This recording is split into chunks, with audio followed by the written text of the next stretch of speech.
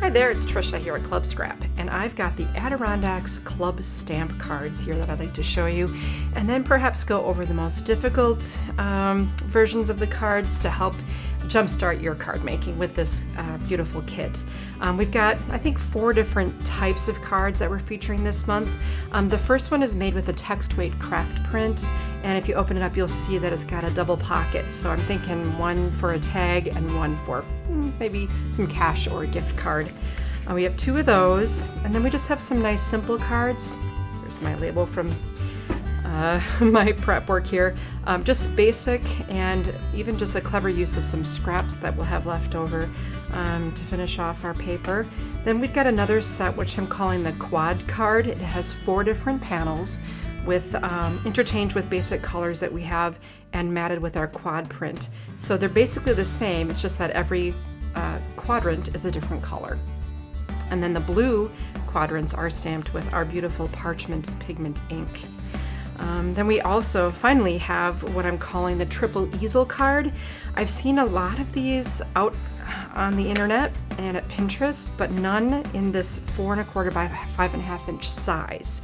So I've modified them a little bit to make assembly easier and to have them fit into a standard A2 envelope. So let's figure out how we're going to trim those papers and then how we'll assemble these triple easel cards. We always begin by printing our instructions, or if you're working with a screen, that's fine too. And I walk you through the trimming of all 12 sheets of paper that you receive each month with your Club Stamp kit. Let's focus in on what's needed though to make these pop-up cards, and also I will show you how to make that little envelope card or pocket envelope card with the craft print. So the quad print is trimmed 2 different ways. You receive 2 prints, and basically all the trimming for one of the quad prints helps you create all of the decorative panels for your pop-up card. So I'll walk you through that process. So I'm just basically reading what I wrote, and if you follow those instructions, you should be okay. All right, let's get started. This is going to be placed right side up into the trimmer so that the text, looks natural to you, and then we'll cut that into 2 vertical strips. So 4 1/2 is our first cut, and then 4. Secondly, if I just rotate this horizontally so that now my arrows are on my right, and I will cut this at 8 3/4, 6, 4 1/2, and 2 3/4. So what that gives me are some large panels, a medium panel, and 1 small panel, and then this seam, where the seam of the quad print lies, that will be a scrap. All right, so I'll set that aside, and then the other 4 by 11 strip is also trimmed. I'll rotate it so the text is on my right, and it's horizontally in my trimmer base. And let's cut that at 9 1/4, 7, 5, and 2 3/4. Once again, I've created some panels for my pop-ups. So I have a large, 2 mediums, a small, and a scrap. So that will take care of all of the panels for the cards except for one. I was short one, but I found a creative way to take care of that.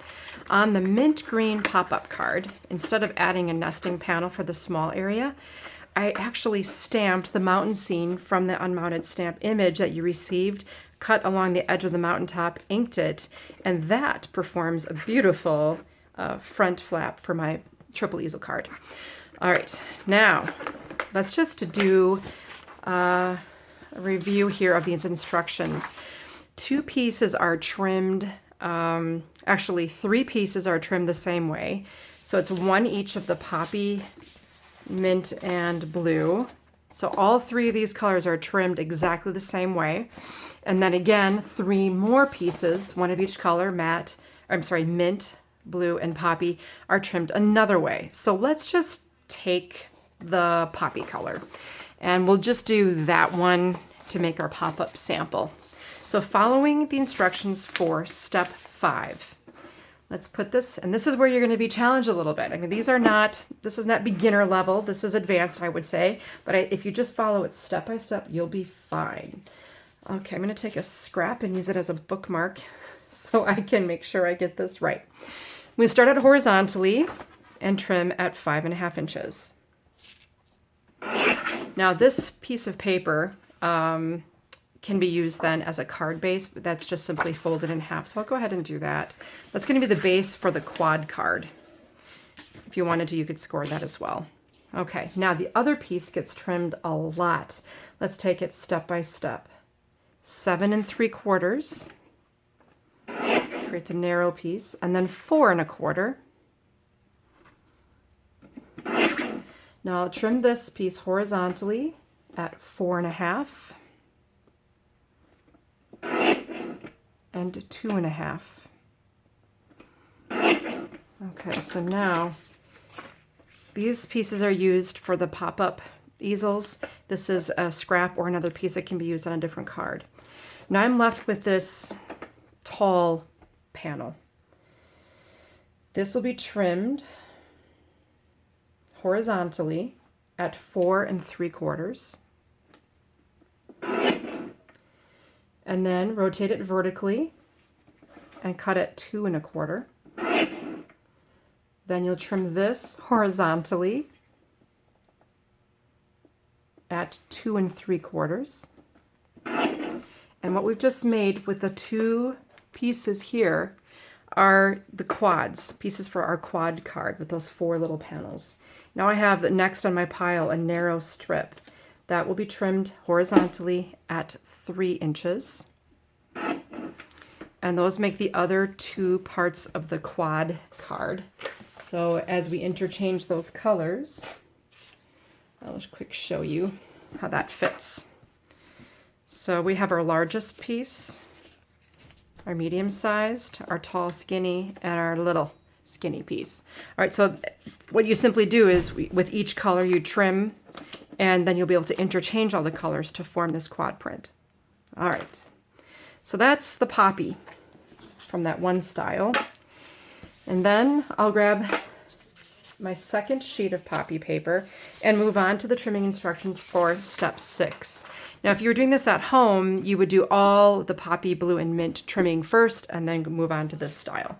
But I'm just using one as an example. This is a much easier cut here, so we're going to trim vertically at 4 1/4. And then trim one horizontally at 10 1/2 and 5 1/2.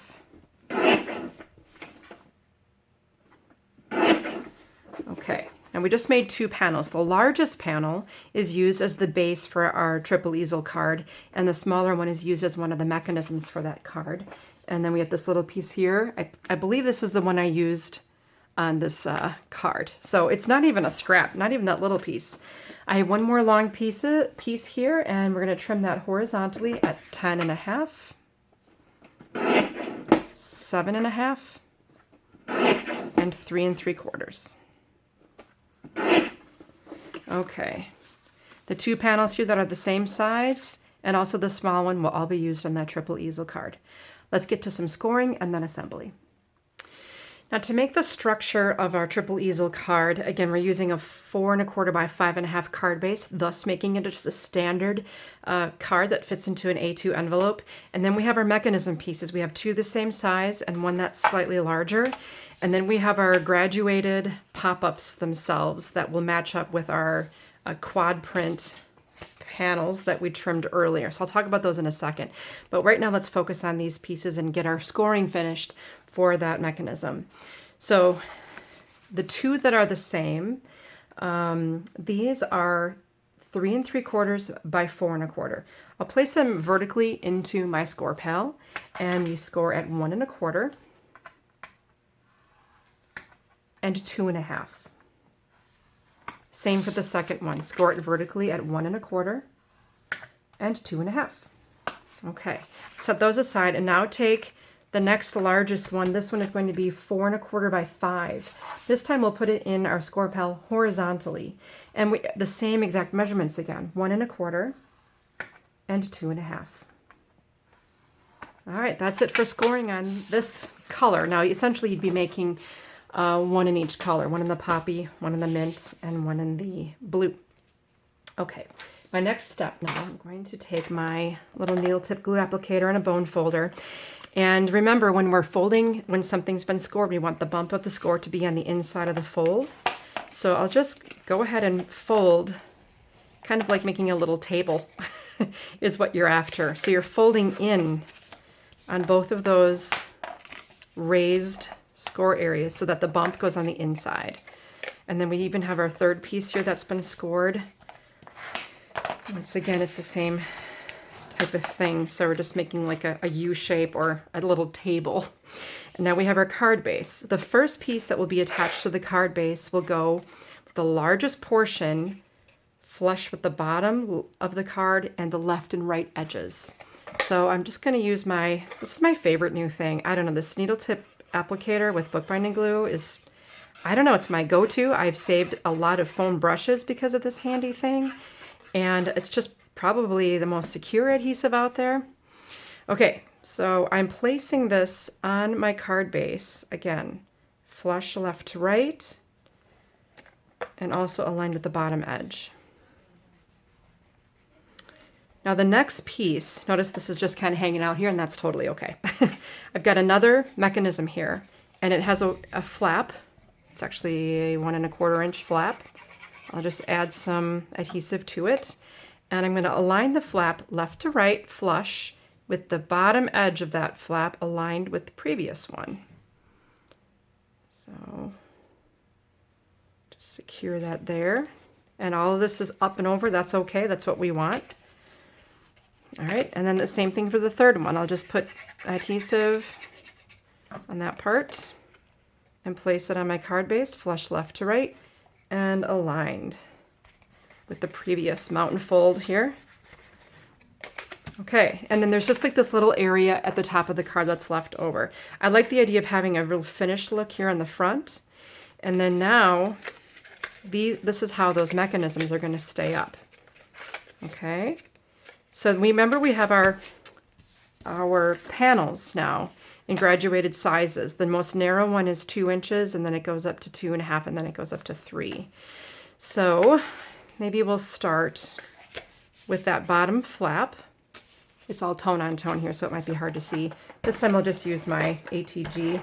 I'll put adhesive on the front scored area of the flap, and then add my panel here, my pop-up panel. Okay, now I have the next mechanism. I'll add adhesive to the front of that. Oh, looks like I'm running out of ATG. Isn't that how it goes? You always run out right in the middle of a project. All right, I'm attaching that. And then my third largest, bringing down my third mechanism, and guess what? I'll just use my favorite, quick and easy. So this is 3 inches tall, and that will be attached flush with the flap of that third mechanism. All right, so now I have 3 pop-ups that will be attached, but you see here what's going to hold my first pop-up in place, and for that I actually added the bronze arrow that comes in your kit. So let's take a look at the finished card sample. If I open it up, there is the bronze arrow, and I used my bookbinding glue in the needle tip applicator to adhere it and just press it down and let it sit and cure for just a few minutes, and it will be finally in place. Then when you turn up your tent shape here for the first mechanism, the second, and the third, that's what kind of holds everything up and in place. You can see some finishing touches here. I cut out the mallard, and I just decorated each panel. So back when we trimmed those quad pieces, there will be a narrow piece for the front flap, a medium-sized piece that will nest perfectly onto the second flap, and then a third largest piece for the 3-inch flap in the back row. And each card has its own little nesting flap set, except, like I mentioned, the mint one that has the cool little mountain fold that I trimmed out of just the front 2-inch piece. These cards are a lot of fun, and really what happens now is if you follow these instructions for step 5 and 6 with papers from your stash, you can make a set of 6 cards, so 3 pop-up cards, triple easel cards, and then 3 of your quad cards, just with 6 pieces of paper. So 6 sheets, 6 cards, if you just follow these basic trimming instructions. I also want to quick show you how to make this pocket envelope card. It's so easy, and one of the reasons I did it this way is because of the lighter weight of this beautiful craft print. It's just a great way to make it a double thickness and keep it really sturdy for a card. So this is super easy. Turn it over so the plain side is facing up and fold it in half. And a lot of people call this lovingly the hot dog fold. So once you make your crease, go ahead and burnish if you like with a bone folder. And then open it up, and what I'm going to do is bring the upper right corner of this down to the fold at the center here to create a 45-degree angle. I mean, it doesn't have to be, you know, you're not going to make this into an airplane, but as accurately as you can, nice and neat. And then do the same on the other side. Now you have a point. Then take the bottom of the card and bring it up to the top of the point. If you want to do this when it's flipped over, you can see a little bit better. Make your crease, burnish, and now you have a fold in the center. So what you'll do is just simply fold it so the pocket is on the outside. Now you could also do it so the pocket's the other way and have your front of your card with the pocket. You know, it's up to you. I chose to put my pocket on the inside. And when I had the inside of my card, before I adhered anything, I flipped the whole works back and I added this mountain scene with kind of a cute little finishing touch. So if you want to do that, just flip it back, stamp across, and then if you would like to secure this a little bit, you can take some of that book binding glue and just put a tiny little amount on the side seam here so that the pocket is sealed on the outside edges. Again, that's a completely optional step, but I did choose to do that on both of my finished cards. And then all you need to do is just add a little panel to the front and you're good to go. Well, good luck with your Adirondacks Club Stamp Kit. I hope you love it this month.